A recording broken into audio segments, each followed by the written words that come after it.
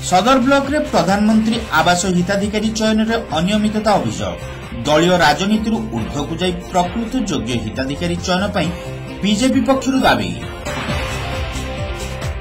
प्रधानमंत्री आवास योजना हिताधिकारी चयन रे सदर ब्लॉक रे होइथिबा व्यापक अनियमितता को नहीं जिला प्रशासन दृष्टि आकर्षण करिसेंती बीजेपी कर्मकर्ता।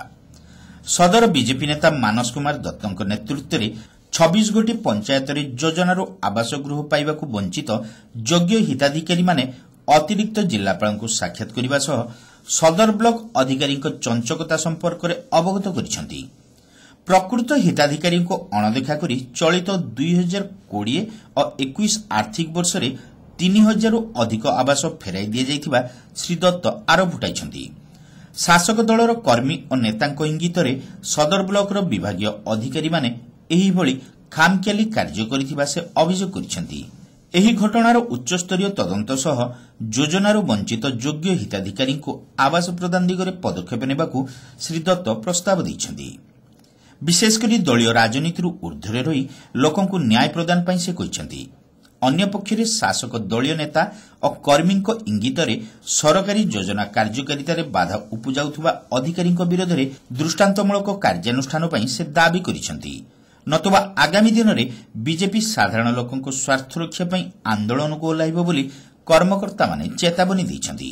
हमर सदर निर्वाचन मंडल 26 टी पंचायत रु विभिन्न पंचायत लोक माने आछंती।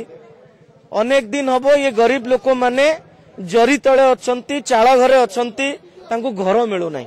केंद्र सरकार प्रचुर मात्रा रे घर दउचंती किंतु गरीब हिताधिकारी योग्य हिताधिकारी आज भी घररू वंचित अछि। तेणु आज आमे कलेक्टर को गिवरेंस रे आसचु अभियोग प्रकोष्ठ रे अभियोग दबु।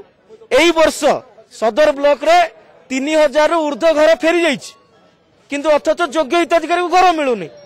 तेणु आमे जिलापाल को अनुरोध करचु कि दलीय भित्तिरे घर बंटा न जाऊ, योग्य जे तांकु बंटा जाऊ। पीडी तांकर सुपर पावर यूज करंतु। केंद्र सरकार जेतिकी घर दउचंती गरीब लोकों को दल मत निर्विशेष समस्ते पांतु एतिकी आज गुहारी करिया आसचु। जदि आम कथा जिलापाल न सुनंती, घर योग्य हिताधिकारी को न दिया जाए ताले आगामी दिन में भारतीय जनता पार्टी पक्षरु विराट आंदोलन करा जिवो। एही अवसर में दाबी संबलित एक स्मारक पत्र अतिरिक्त जिलापाल को प्रदान करा जायछि। स्मारक पत्र प्रदान बेले श्री दत्तଙ୍କ समेत गौरांग दास, रवि नारायण महापात्र, दुकुल घड़ई प्रमुख बीजेपी नेता माने उपस्थित थिले।